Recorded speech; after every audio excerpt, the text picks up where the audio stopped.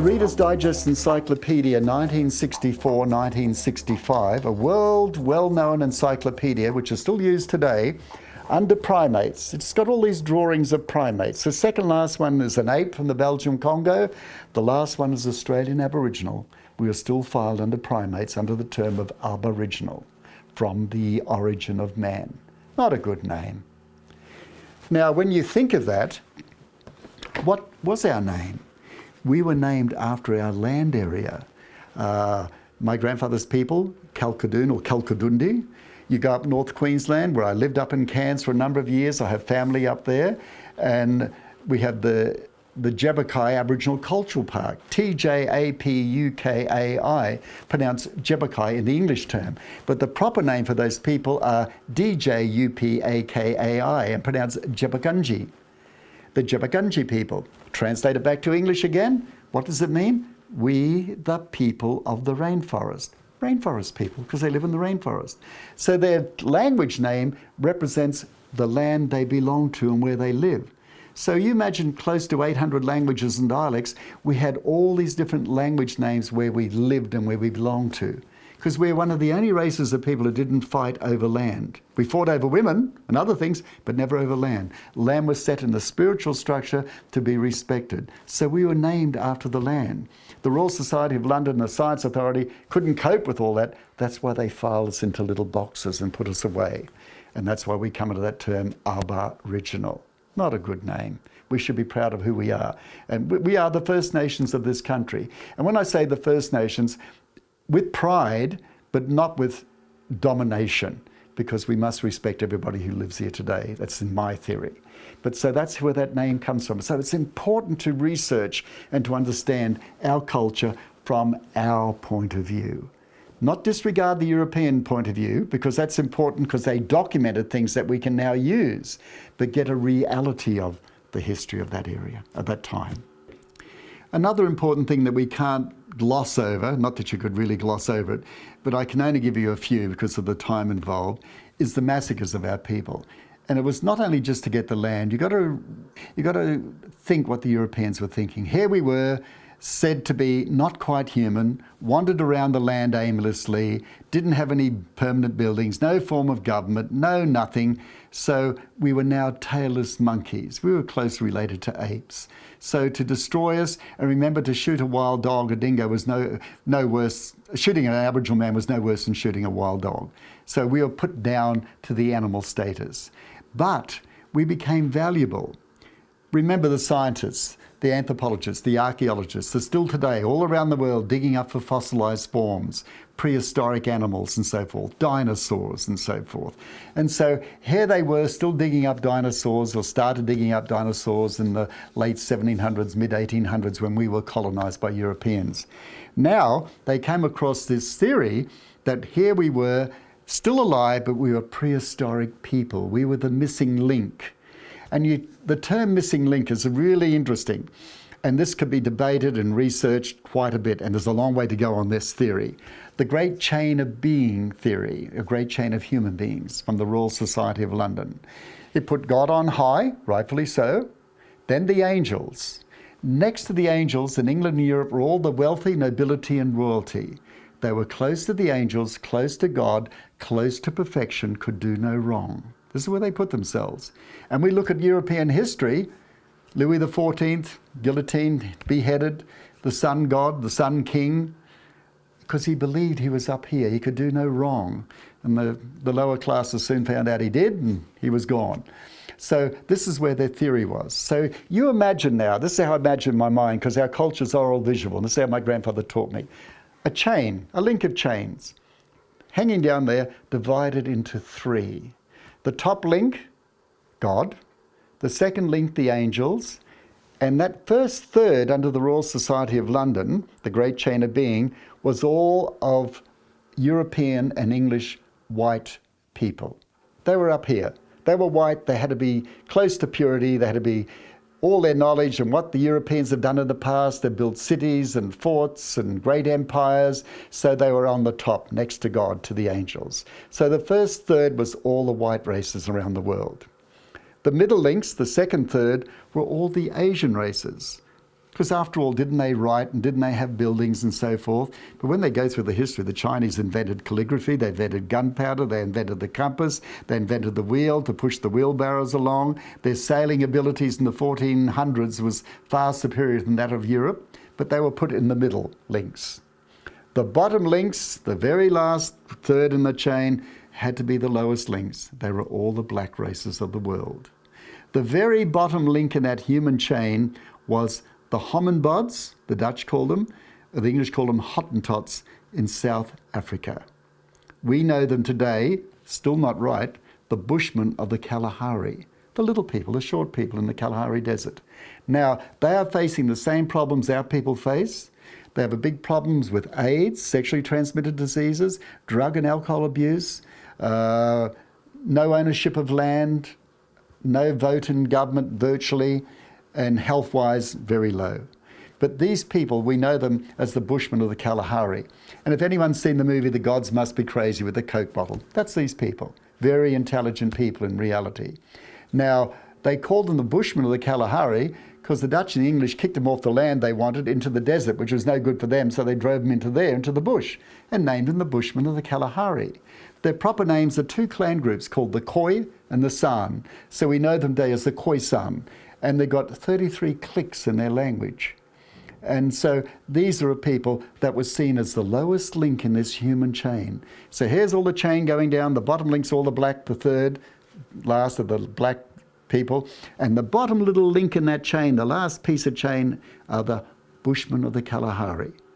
Now, 1688, an Englishman working with the Dutch in the Dutch East Indies, now Indonesia of course, was William Dampier. He was a botanist, he was a scientist, he was a pirate and a buccaneer. He traded, he plundered to make wealth for the British Empire, but also to fund his voyages of discovery. Now, I know that he had to be really well versed in the Royal Society of London's Great Chain of Being theory, because he got blown off course and hit the west coast of Australia in 1688. So he was the first Englishman to hit the west coast of Australia. Right, he didn't colonise or anything, obviously. So what happened? I knew that he was well versed in the Royal Society of London because I think it was in 1697. It was about 12 years after, back in England, he'd wrote 12 books of his voyages. And he documented our people from 1688. What did he say? Nothing really good, but only what he was taught and what he believed through science. He talked about the Great Southland, New Holland, a barren wasteland, unfit for human habitation. Hey, we lived here. We lived there in Western Australia and still do. But it was unfit for human habitation was his theory. And there was a whole lot of things. But then he said, in fact, he believed these creatures of the Great Southland, New Holland, were less than the Hommenbods or Hottentots of South Africa. Now, when he said that, I realised he was well versed in the Royal Society of London's Great Chain of Being. So here were the Hottentots, or the Hommenbods, or Bushmen of the Kalahari Desert, the lowest link in the chain.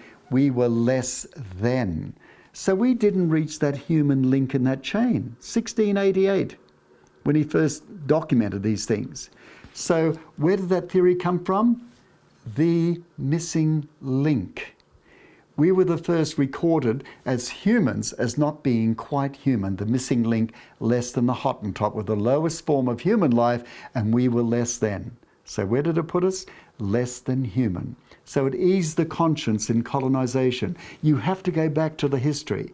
And it eased the conscience of arrival, colonising, taking land, destroying our people, shooting our people, because we were not quite human. And it must be factual. The Royal Society of London and the monarchy and everyone said that these people are the missing link. And because we were the missing link in their theory, we were now valuable. They wanted bones, skulls, and skins of our people for the museums and collectibles around the world because we were still alive and we were going to die out anyway because of white superiority. We were dying like flies, they said, because of diseases that we had no immunity to. Obviously, we were going to die. When you go through the history in the Pacific, in Hawaii, I lectured at the University of Hawaii and University of Hilo and the Big Islands. The Hawaiian population, when the whalers and sealers came through from San Francisco, from America and other places, they brought the common cold with them. and the people caught the common cold, which was detrimental, which they got high temperature and fever, ran into the ocean to cool off and to get cool again because they were burning up, and it turned to double pneumonia. So from the common cold, 2/3 of the Hawaiian people died from the common cold brought in by the whalers and sealers. So it's happened in lots of places. It's not just poor little us. It's happened here as well, but on a bigger scale, because we were the last country, major land area to be colonised by Europeans, and everything came in and we suffered all these things. But because we were dying, we were valuable. They wanted our skulls, bones and skins, as I was saying. Now, I'm going to read you something which is documented.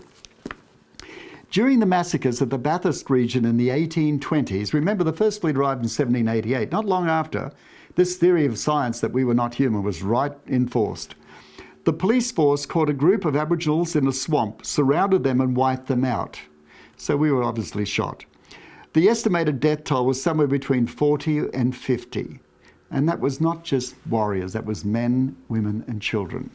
What happened? It goes on to say, 45 heads were collected and boiled down for the sake of the skulls. My informant, a magistrate, saw the skulls packed for exploitation in a case at Bathurst, ready for shipment to accompany the commanding officer on his voyage, shortly afterwards taken to England as collectible commodities. And that was 1820. So when you look at that, it started pretty well straight away. We were collectible commodities. I think at the time we were valued at a guinea a specimen, £1, 1 shilling. That was equivalent, I think, to 3 months' wages for a worker or an ex-convict worker. So we were quite valuable for our skulls, bones and skins.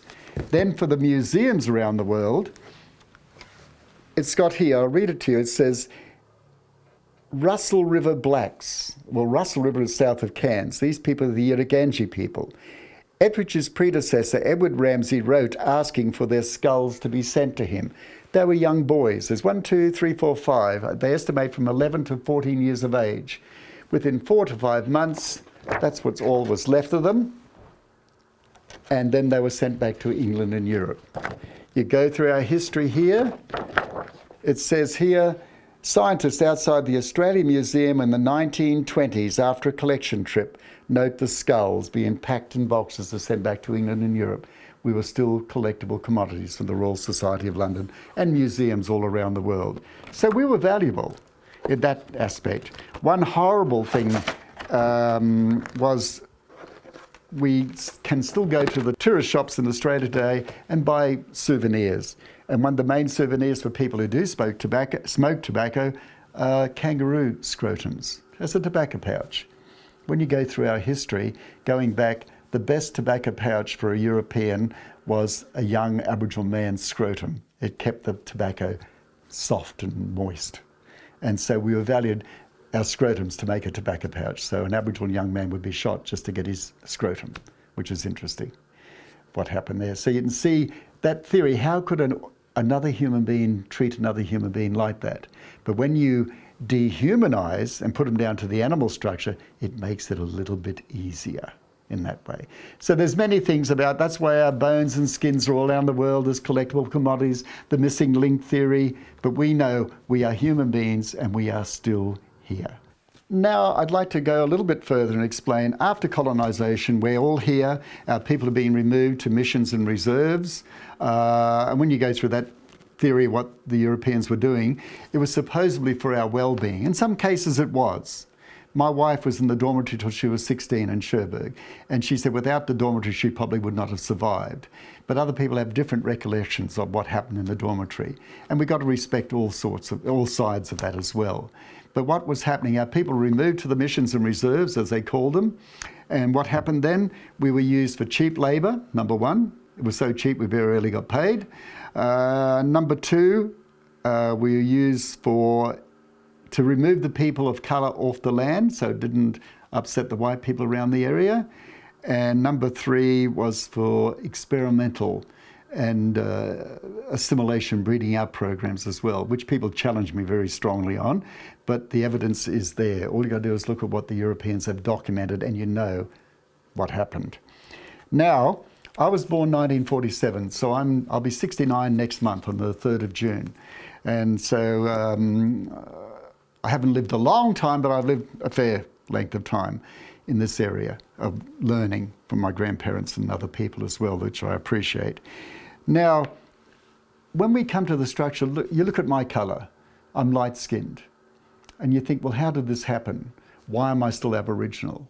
I mean, I respect all my culture. My grandmother's side were English, as I said before, and I began, and I love my grandmother dearly. Without my grandmother, I don't think I would have been here today. And so it's not the colour of her skin, it's her heart and what she had and her feelings and emotion. And all people have that. They just got to learn how to use it properly. So I'm proud of my grandmother's side. My great-grandmother was brought from the South Pacific in the slave trade. I'm proud of that side because my grandfather kept filling me in and teach me about that. And I'm very proud of my Aboriginal side because that's my survival side. I was born in Australia under that structure and those bloodlines, which I'm very proud of.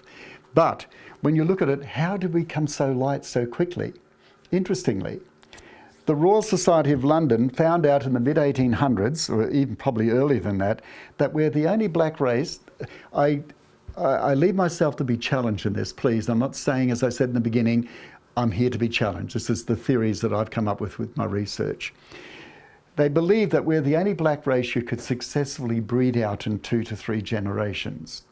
Because in our government files, now this is my grandfather's file.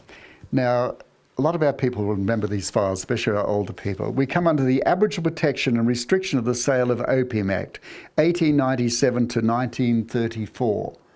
That's not all that long ago in reality, 1934. It's got here my grandfather, Godfrey Stanley Higgs.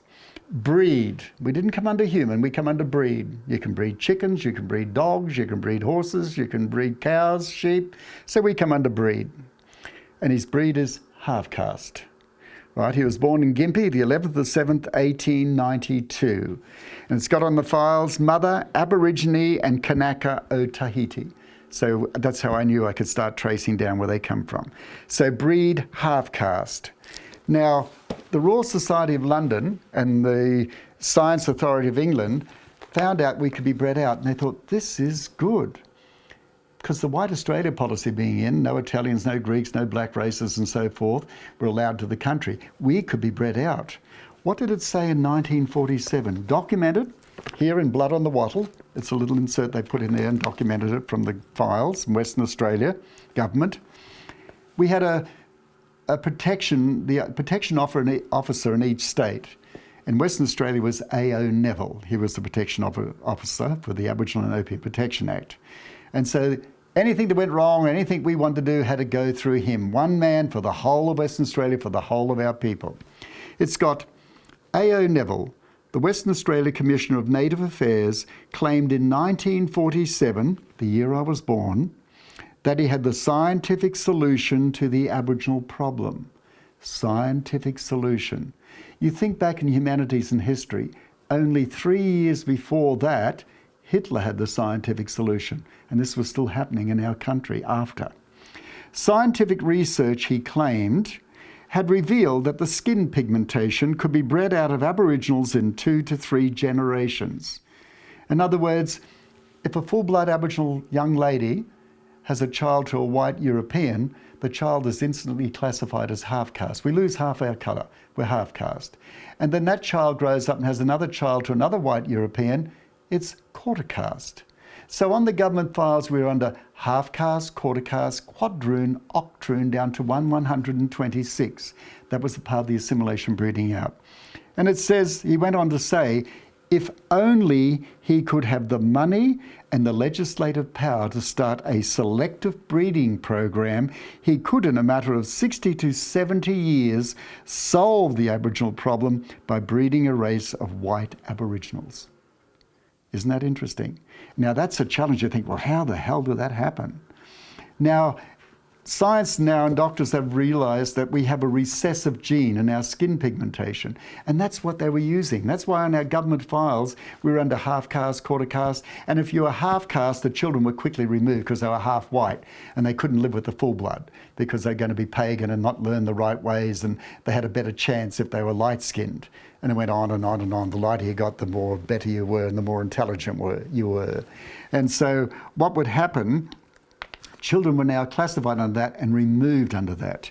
Now it goes on, you'll see in our government files, in our missions and reserves, what was happening with our children. The lack of workers. Remember, the First World War, I think we had 5 million people in Australia. Not a lot. What today? We're still only, 24 million or just over 24 million or something. When you look at the United States of America, we're 369 million. So it's like little white ants running around a termite's mound. So what do you got? Here, lack of people. They were colonising inland. It hadn't been explored properly yet. And they were setting up sheep stations, cattle stations. What they need? Workers. The workers were coming out, they'd work under really harsh conditions. 3 months they'd get their paycheck, they'd take off, straight to the nearest town. Drink, chase women. They want to go back to the same place. No, we've been there for 3 months, had enough of that, and leave and go somewhere else. So now what was happening? First of all, the owners of the cattle stations or sheep stations or the managers could not get staff. They could not get workers. They needed workers to make money. The government needed the stations and the sheep stations, cattle stations to make money to pay their taxes. So they were getting behind as well. So they had to come up with a solution. How do we keep the people in these places working, the men, and keep them happy? So what they did, they started sending out young boys and young girls from the communities, from the dormitories. They were sent out, the girls as domestics, the boys as labourers. And we know our history. The young boys growing up, working with horses, we became the best horsemen in this country, without a word of doubt. Because the Europeans broke the horse in by breaking its will. The Aboriginal man broke the horse in, not by breaking it, by getting to know it. Smothering it with affection and love and understanding and trust was the main thing. They'd send out a white stockman, say 30 head of cattle went missing. Not many fences in those days. They'd send out two white stockmen, on 2 horses, with 2 other horses with their backpacks and all their food, their swag. He'd go out, be gone for about 2 weeks because they'd take advantage of it. It was easier work than staying around the place putting up fences and drag it out. And they'd come home, if they were lucky, with 5 to 7 head of cattle out of the 30. They'd send out 1 black Aboriginal man on 1 horse with near rations to find those cattle. We are trackers.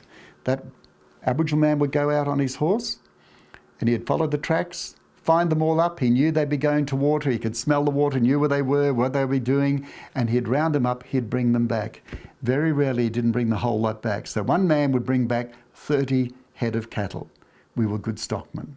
Our horses were looked after and so forth. We were good riders and whatnot. So we built that cattle industry. So we were good stockmen. But what happened to the young girls? Remember, they were 13, 14 and 15.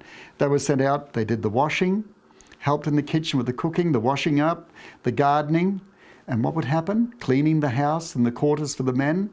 And then of a night time when the stockmen come home, they could go out and pick out what young girl they wanted to sleep with and to have sexual relations to keep the men content. What happened? Those girls either become sexually transmitted diseased or pregnant. They were sent back to the mission. We had the girls' dormitory, the boys' dormitory, and in between the nursing mothers' quarters. The young girls were placed in, eventually gave birth. The child was classified under half caste, quarter caste, and so forth, and the child was weaned. The young girl was re-sent out to work again. So it suited the purpose of the government, because what was happening? Supplying staff for the outstations. All they needed was food. They didn't get wages.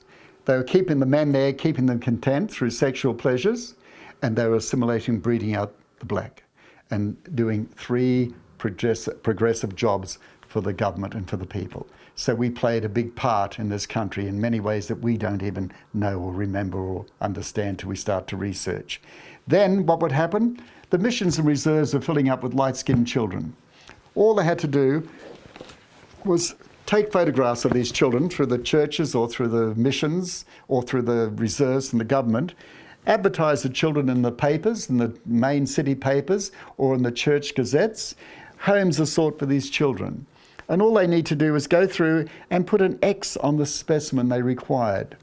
And I read the original report. It says, I'd like the little girl marked with the X as she is light-skinned, but if she's not available, the little one to her right is also light-skinned and she would suit my purpose. If she is a hard worker, is she healthy? These were the things in the letters that they wanted. Is she a hard worker? Is she healthy? And she was light-skinned, so she'd virtually not fit in, but be acceptable. So they were solving that problem with our children, the young girls. They were giving birth to children, to white Europeans who were light-skinned, who were quickly removed in the dormitory structure and resent out again or sent as labourers and working. And you think as labourers, how did children labour and work? And if you talk to a lot of our old people, our grandparents and so forth, you'll understand what they went through. And we know it's not tales. In the archives, I'm now allowed to do research, and that's only recent that we're allowed to do our research. Remember our freedom of information? I laughed when I got mine. 2/3 is blacked out. And it says, reason for removal from school, a tendency to learn, a possibility of becoming cheeky. That's on the files. Then it went on to quote a 1901 White Australia policy. For it must be remembered the half-caste usually inherit the vices of both races and the virtues of neither. Do you want Australia to be a community of mongrel-breds? So instantly from the white side of my family, I was classified as mongrel-bred. Here, it says, this is from the archives, this was in the Sunday Mail, the Queensland Sunday Mail, the 18th of the 5th, 97, I took that out. It's got cheap labour, Aboriginal children under government protection in the Weeper orphanage in the 1930s are used to pull a plough. These children are between 8 and 12 years of age, and there's the minister with the furrow plough, and they're hooked up pulling the plough. And that happened on many of our communities, and they are children. We were cheap labour. We were soulless creatures in that aspect. So that's why when you go through our files, if a young Aboriginal man who was full blood fell in love with a half-caste Aboriginal girl on our communities, on our missions and reserves, he had to go to the superintendent to get permission to marry. Now, once the superintendent looked at them, here's the young man, he's black. He's a full-blood Aboriginal. Here's the young girl, she's light-skinned. She'd estimate, I'd say, half-caste or quarter-caste, he'd think in his mind. Now, if they got together and had children, they're breeding the black back in. Not going to happen. So he'd say, no, you cannot get married. He didn't have to give a reason. He just said, no, you cannot get married. And the reason was because they want to breed out the black, not breed it back in. And so that was a part of the program we had all around Australia at that time. You had to get permission to marry. And that was a lot of the cases. Why? That we didn't realise, but it's in the documents that we can understand now. But colonisation, the impact was pretty severe. What happened? We had no knowledge of alcohol. We didn't use alcohol. Oh, I take that back. We traded with the Macassans for over 1,000 years, and they traded accra. And accra is made from coconut flowers and distilled to make a potent spirit. And it's not unlike gin. And they traded in that around Arnhem Land, in that area, but they traded that for over 1,000 years. And our people traded back with them. We had something to offer them. They brought down bolts of cloth, they brought down metal, they brought down glass, they brought down the Southeast Asian pig, and tobacco, and accra. What did we have to trade back? We traded back taipang, sea cucumber or beach demure, the sea slug. We'd get it and dry it and trade it during the wet season when they come down. And we would trade also trochus shells. But we traded pearls, cultured pearls. We talk about Mikimoto in Japan inventing cultured pearls. Well, he invented the structure of the cultured pearls for the Europeans. We were trading in pearls long before. Our people up there in the Gulf of Carpentaria and around Arnhem Land would swim out over the big pearl shells, and with little dilly bags full of grit, they had sprinkled in the water, it would all float down to those shells. And of course we know the process of pearls forming with the nacre and forming the nacre over it, and to make it so it didn't irritate the oyster inside. It's like getting a grit of sand in your eye. And then the people up there knew not to harvest them between 5 and 7 years. Then they go out and get the oyster shells up. The shells were sold to the Macassans, and these little pearls were highly valued because they would then trade them on through to China. And we were doing that for 1,000 years. So we understood cultured pearls. So who says we're a backward, unintelligent race of people that are closely related to apes and humans? Right. But when you look at these things, then you understand our ability and our knowledge of these things. There's many other things we can go through. But then alcohol was introduced through the Europeans. Remember the Rum Rebellion and Sydney, what happened? All the early convicts and troopers were paid in rum. They had no currency. Where did the rum come from? From the Caribbean, basically, because the English, the Dutch, the French, all had a stake in the islands in the Caribbean, and they made rum, just like our Bundaberg rum. It's made out of sugarcane. And so rum was given to our people and beer. And what happened? Our people didn't like it. They spat it out. They called beer like salty water. We didn't like it. Can you imagine? They just didn't like the alcohol. It tasted revolting to us. But what did the English soon work out? For entertainment, they'd get our people to fight each other in Sydney town, old Sydney, Port Jackson, for entertainment. So to get our people drunk, they'd get a wooden pail with rum. They'd put a big amount of sugar and some water, mix it up. Once it got sweet, our people liked the sweetness of it. And that's why we always had a problem. I remember when I was growing up with a lot of my family. Hey, brother, we get a flag and a sherry, eh? Port good too. It's fortified, that port. It's deadly. So in other words, once it was sweetened, we quickly became addicted to it. And that became a big problem for our people. And it's like today what we're going through. The alcohol is a real big problem. And that's why so many of our people are in the jail system. And we're only a certain percentage, a little percentage of this whole population, but we're one of the biggest percentages in the prison system. I worked in the prison system for a while, teaching and lecturing and counselling, and it's so sad to see our people there and why they're there for, what they're there for, actually. But alcohol has a big part to play in it. But now the drugs are coming through. And marijuana's always been a problem, yandi we call it, or ganja.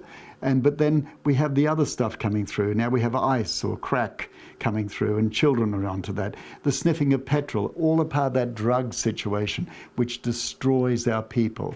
And that's the thing we're putting up with today, or dealing with today. I don't know how we're going to deal with it, but it has to be dealt with.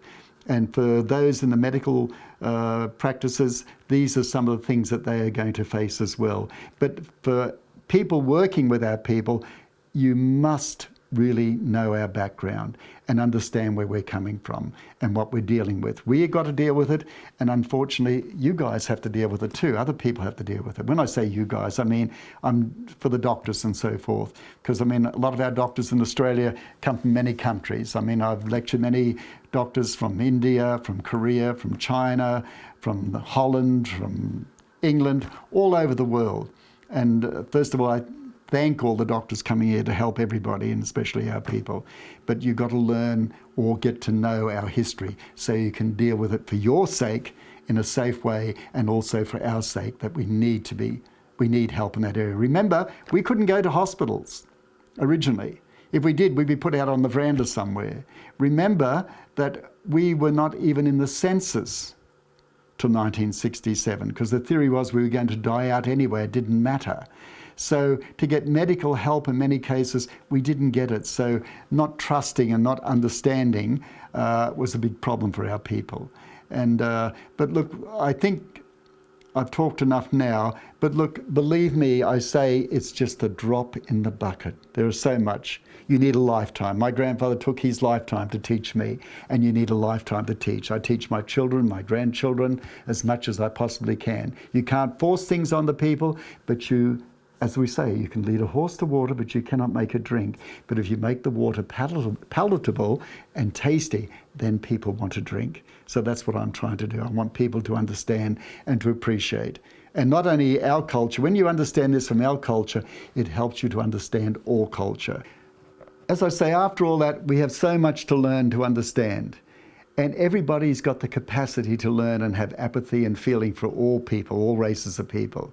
We, our own people, sometimes are our own worst enemy, because the problems with alcohol, neglect of children, drug abuse, and we know where it's coming from, but we can't sit back and say, oh, poor little me, look what we dealt with, and I can't do this because of what's happened in the past. We are all human beings. We're not apes, we're not monkeys, believe me. We are human beings. For what we've done in the past and how we lived on this land and protected it, we are very, very intelligent people.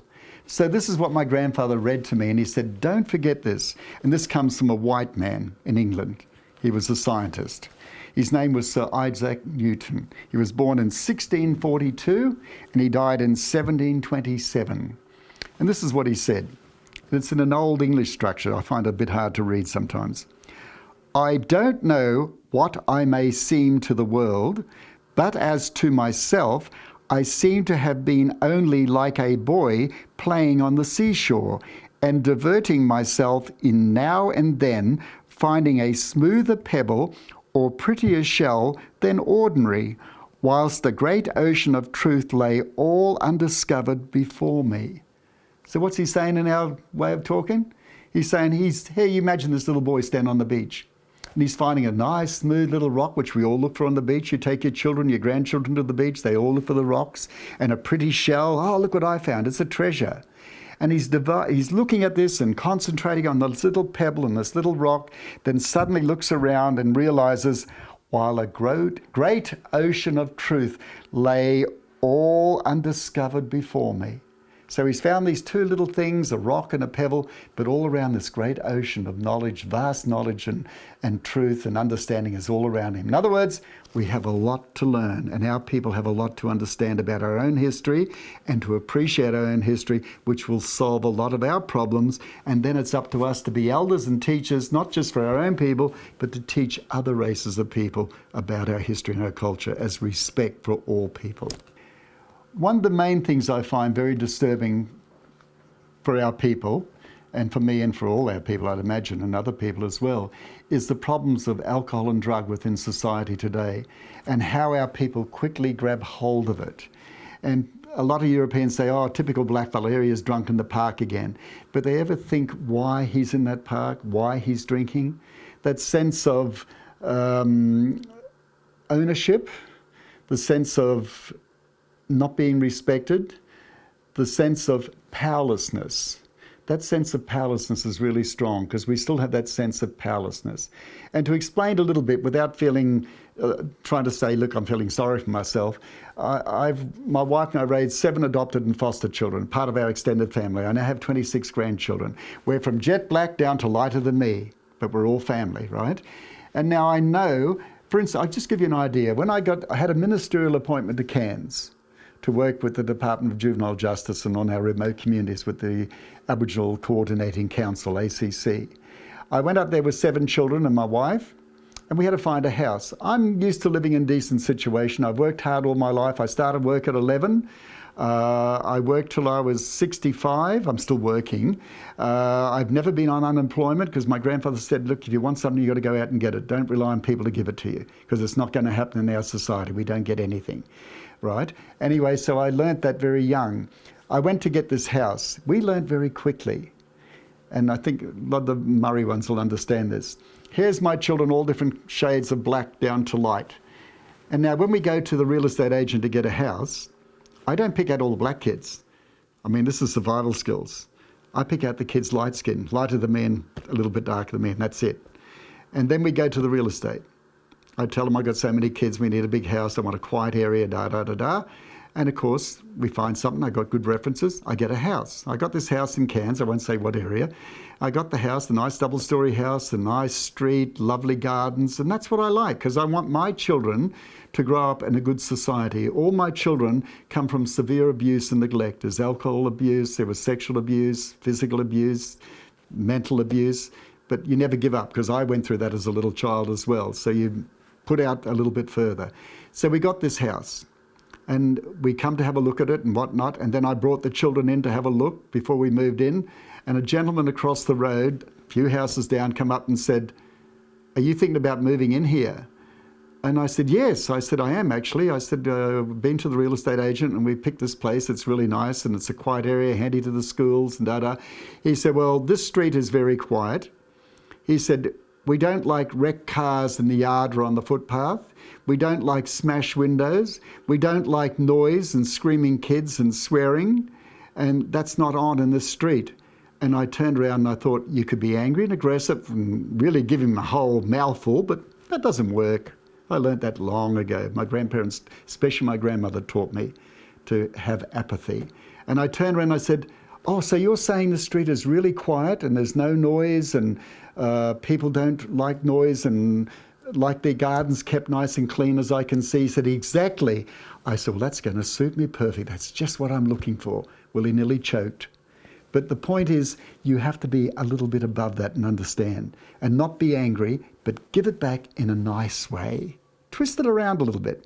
Anyway, when it turned, we were there for nearly 3 years, and then I had to be shifted again to work somewhere else, and the whole street came up and said they didn't want us to leave. They said our children were the best well-mannered children in that street. So you can prove a point and live by your morals and your principles, and you can teach people, no matter what colour we are, in that way. So there was that going on. But now I'm using examples of my own family because it's not our way of talking about other families, what happened. My grandson, he's really dark. His dad is Torres Strait Islander, his mum is Aboriginal, and he's got Malay, Aboriginal and Torres Strait Islander. Good kid, intelligent kid. To go and get a job, very hard. Have you got a permanent house? Do you have a permanent address? Have you been to school? I mean, these are questions they ask, which I suppose from their point of view, if they're going to employ someone, is rightfully so. But then you imagine some of our children who have to go, young men growing up, teenagers, going through this and through the Inquisition, I call it. But you have to fortify your children to deal with this. And not in a way that's negative, but in a way that's positive. And say, yes, I've been to school. And I did a course at TAFE. I've done this. I've got my degrees. And he did. And he's passed in all these things. But at the same time, the thing why he got listened to, he was respectful. He didn't abuse. He didn't walk out. He didn't say, what the hell do you ask me that for? He answered every question with respect and with politeness. And that went a long way. And so if we want our children to survive, we have to do that as well.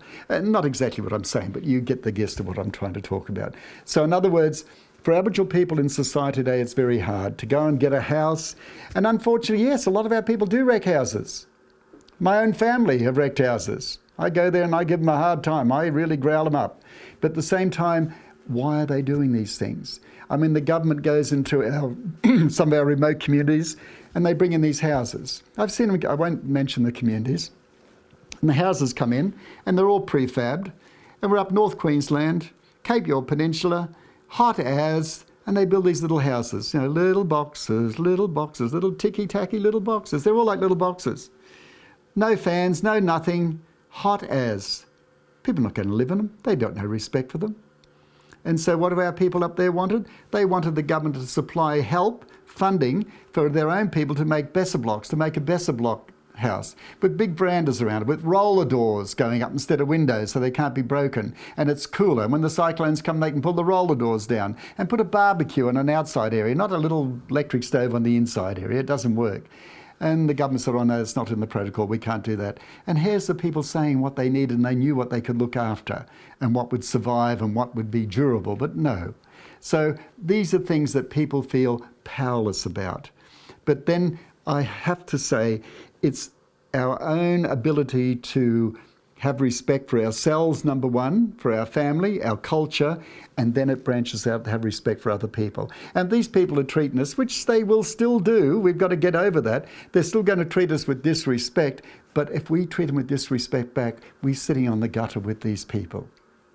So in other words, we have to be a little bit more diligent, a little bit more understanding, and a little bit more passionate, and a little bit more forceful, and also proud of where we are and who we are.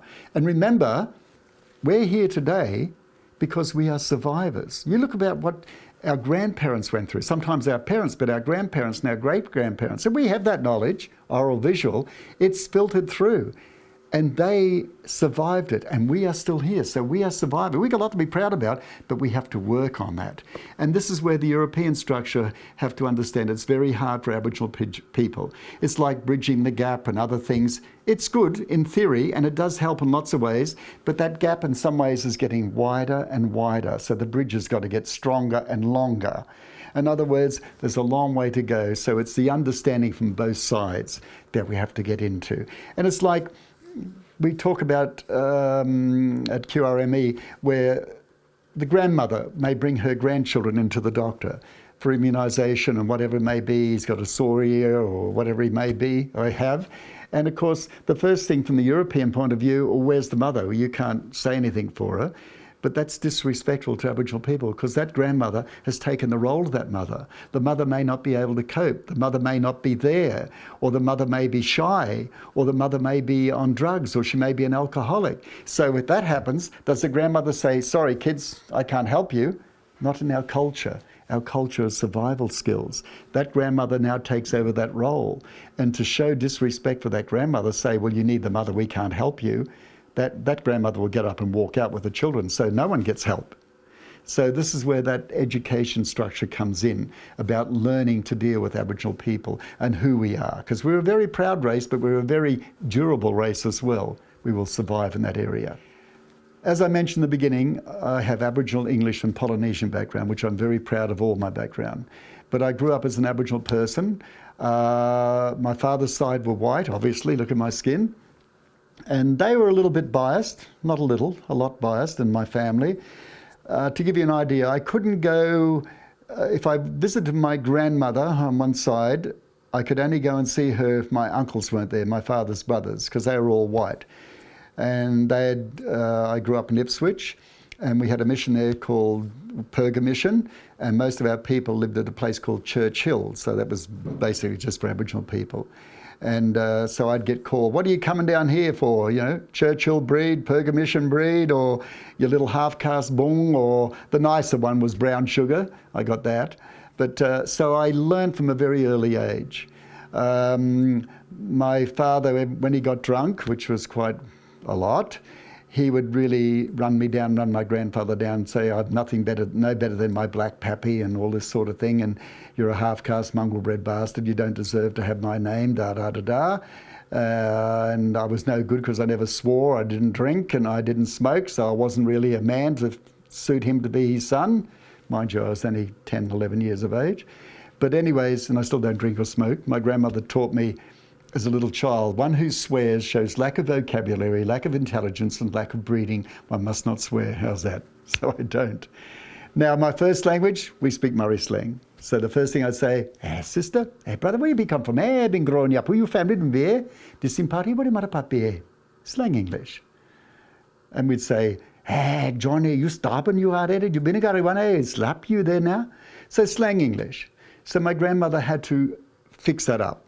Not fix it up, but help me. She said, I want to help you. Don't want to take it away, but I want you to learn the precise Queen's English so the white side of the family would accept you and you can get on a little bit better in life, but don't lose what you are. So my grandmother would have me reading How Now Brown Cow, and the rain in Spain falls mainly on the plains. And I used to always say, well, what's the cow got to do with the rain in Spain and da-da-da-da. But she said it round off your vowel sound. So now I sound, when I lecture in England, I sound more English than the English in some ways. They want to know where I come from. My second language, my grandfather taught me Tahitian because my great-grandmother was brought in the slave trade. And Polynesian, Tahitian is on the tip of your tongue. So I'd say, hello, how are you today? Ya arana maite oe. Counting, hore piti toru maha pai onu hitu wa'u iwa ohoro. Then my third language at 5, we had the German Lutheran Church. We had to be Christianized and civilized. Remember, Hermannsburg in Central Australia, west of Alice Springs, was by the German Lutheran Church. All our people up there spoke fluent Prussian German when it was first set up.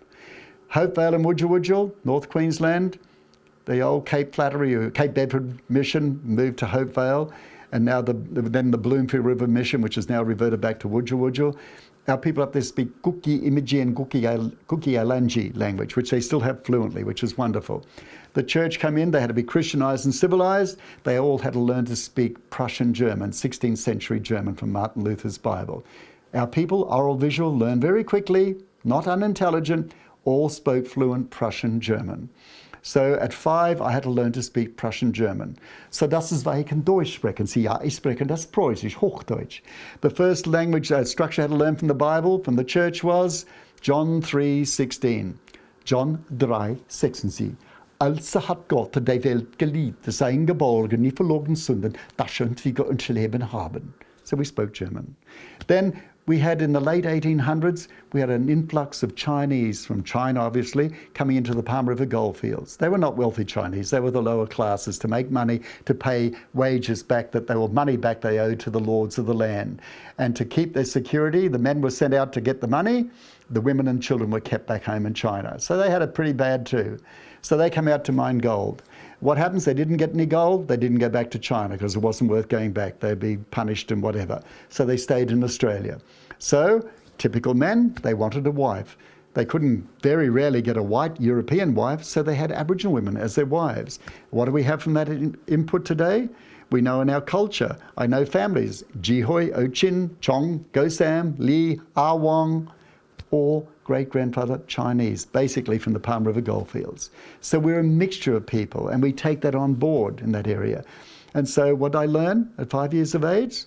早晨，你好嘛？前兩會咪使你冇好擺到嘛 Counting in Cantonese, we call it Guangzhou.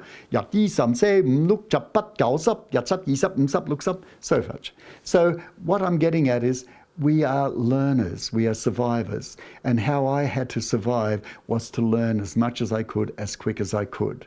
Then I grew up. I had no schooling. I got kicked out of school at 11, not for misbehaving. As I said, it was the tendency to learn, a possibility of becoming cheeky. My first job was working on a farm with cattle and cows. I can tell you all about cows, Jersey cows, Frisian cows, the whole works, about milking, feeding pigs. So I grew up in that structure. Finally, I wanted to branch out. My grandmother teaching me English helped me in a long way, teaching me not to swear and be polite to everybody, helped me so much. And I got my first job when I was 13 down the Gold Coast at a shop, working in a shop, selling groceries and ice creams and so forth like that. And that taught me to communicate with people and to have more respect for people. And we were dealing with lots of tourists down the Gold Coast. So I had German people, I had Japanese people, I had Chinese people, and my ears were pricked learning all the time, the way they spoke, their language structure, their cultural structure, and to respect them because I was learning from them.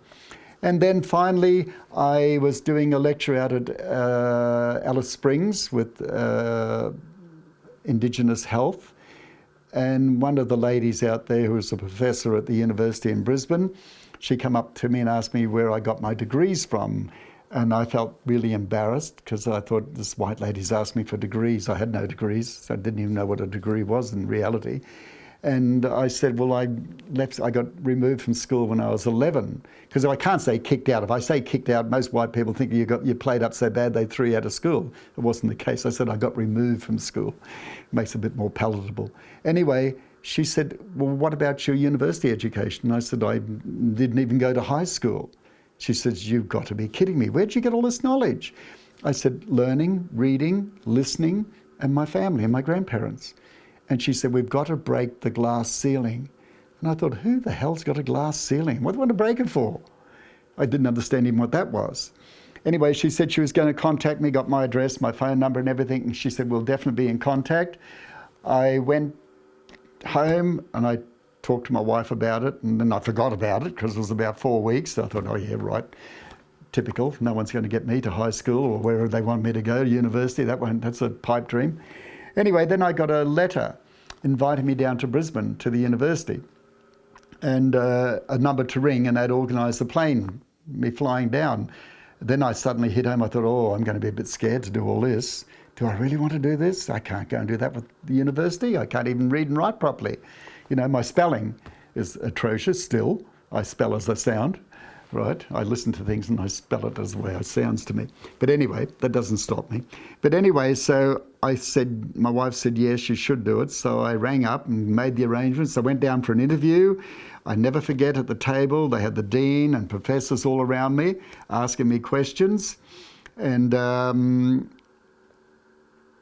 I was going down under the idea I was doing my bachelor's. And I thought, okay, I'll do my best. And I said to him, look, I'll do my best. I can't guarantee, but I promise I'll do my best. I won't be lazy and da-da-da-da. And they asked me heaps of questions about history and culture and what my understandings were. And so I went through all that. And they said, well, look, what we thought we might do, we're going to put you into your master's. I was so disappointed in myself at the time because instantly I thought, oh, I didn't even make my bachelor's. Because when my grandmother taught me to read and write a letter to her, I had to sign it Master Colin Jones because I was only a kid. And I thought the master's was before the bachelor's. So very naive, I said to him, I said, look, I appreciate you going to let me go to university. I said, but if I do all right with my master's, then can I go on and do my bachelor's? And they said, do you know what your master's is? And I explained what I thought, like Master Colin Jones when I write a letter as a little kid. It must be something before your bachelor's. They all had a smile on their face, trying very, very hard not to laugh. And then they told me, no, this is well above that. Well, I nearly had a heart attack. And I thought, can I do this? Well, I did. I did all my 3 years of research and lecturing. Within 6 months, they had me lecturing at the university, taking the lectures. and I passed with two high distinctions and a high credit. So I was very pleased with that. And so that's where I started from. But my main thing is, I could have went on and did a whole lot of things. They wanted me to go and formally do my master's degree in writing a thesis and do a PhD. And I suddenly thought, I'm losing the reality of contact with my own people. I want to work with my own people. And it's all right to have the degrees. It's very important in most cases, especially now for our younger generation. But at the same time, for me growing up, I was 42 when I went to university. I'm thinking, how much time have I got left? Because we're supposed to have a life expectancy of up to 55, 60 years of age. I'm nearly 69 now. I thought, I can't push it. My grandkids say to me, they said, Pa, you're getting close to your use-by date, or you're, you know. I said, not yet, I'm still kicking. But then I thought, I want to get out and help my people. Education is great, but I've got enough to help. So I left that. I left the university, which I could have went, and I worked with all our communities, the neglect of children, domestic violence, juvenile crime, with the jails, educating the police and cross-cultural lectures, and like I do at QRME, Griffith University in Toowoomba, helping the doctors to understand our people and where we come from and where we're going and where we need their help and what they're doing and how they can help us and so forth. And so to me, that has been very rewarding. But you see, with my art, when I started, my grandfather taught me art as a written language. I do my art, and my art now is very, it's all around the world. I'm a big note myself, but I'm very pleased that people appreciate my art and like my art, because that's my way of teaching people how we looked after the land and the respect for the land. And it teaches my children. Not only that, it's good therapy. You can sit down, relax and unwind and think of things that you got to do. Think of things in your family that you need to deal with. Think of things for your children and grandchildren that need to be helped and disciplined, growled at, as we say. And so when I'm doing my art, I put everything in its little place and work out what I've got to do. So it's my therapy in that area. A little bit more about my art, how I came to be an artist, as the European structure says. My grandfather used to teach me art as a little boy. I think I started when I was 3. He'd give me some pens and paper and colouring in pencils, and gradually I graduated to watercolours because they were cheap, we could afford those, and I started painting. But the first thing he said to me, he said, if you're going to paint, he said, I want you to learn the stories first. He said, it's important to put down your feelings, your emotions, and understanding our culture and talking about your culture. And he always said to me, what you're painting is a story, it's a written language. And it never really hit home to me as a little kid. You imagine at 3 and 5 and 7 years of age, I probably made one hell of a mess. But my grandfather was really strict. He'd praise me when I did something good, but if it was too messy, he'd say, no, no, no, no, no. He said, you can do better than that. You're not showing respect for what I'm teaching you. Anyway, so he taught me that art is a written language. So then he started teaching me the stories. Remember in the beginning I talked about Badgerjul the turtle, how it had got its shields and why it was disciplined for stealing, and about Garidari the platypus, how it broke the law of marriage. These were the stories that you put down as a written language. So when a child is taught this and grown up with that story about not stealing, it's with you for the rest of your life. You never forget it. My grandfather used to say to me, remember, when you're little, you're on a strong rope for protection. As you get older and a teenager, that rope is still strong, but now it's plaited to keep you under control because all your genes, you want to do this and do that and think you're invincible. He said, as you get older and more knowledge and more wisdom, it then comes down to a piece of string. Then when you got that wisdom, he said, from me to you, visualize a piece of cotton. And that cotton will always be there. And I used to think, well, what do you mean, Pop? Why has the cotton got to be there? He said, because what I've taught you, I'll be gone. I won't be around. He said, but what I've taught you will be in your heart and in your mind. He said, and if you think about something and you're going to make the wrong decision, you'll think what I've told you, and that's like me pulling that little cotton, tugging your conscience, saying, what did I teach you? What did I teach you? Never forget that. So I teach my children, my grandchildren, that same structure. So the art, he taught me, as I said, it helps you to relax. And it also, when people as a little kid, I used to get run down a lot by my family. When I say run down, derogatory remarks, you're nothing but a half-caste mongrel bred bastard, you're never going to get anywhere, why do you bother? Why don't you just go and do what everybody else does, and da-da-da-da, because I wasn't going to do what everybody else done. And so my art, my grandfather taught me, will help me concentrate, help me to feel good about myself, and give me direction. And he said, when you paint, he said, you paint with a story of feeling. He said, this is your way of keeping the culture alive, because culture's changing. And he knew that. He died when I was 15 years of age, so I'm nearly 69, so it was a long time ago. But he knew things were changing, because he said about television was coming in and all these things that were going to change things. And he said, so you need to keep your art, and that will help you focus on who you are and what you are and where you come from our traditional cultural aspect.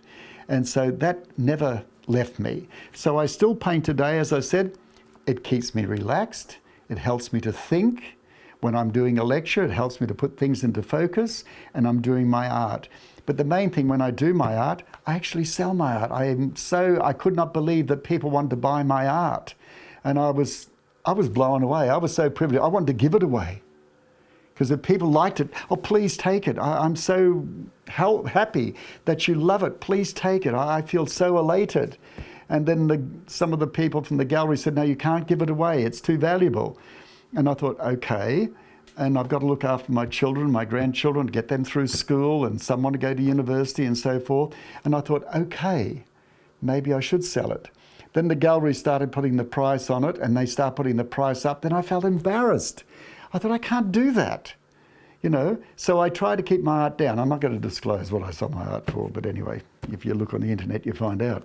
But anyways, what I'm getting at is that the privilege of doing my art is my way of keeping my culture, but importantly, my way of sharing my culture. Because I put all the stories on the back, so anyone who gets a piece of my art will read it and think, ah, that's what it's about.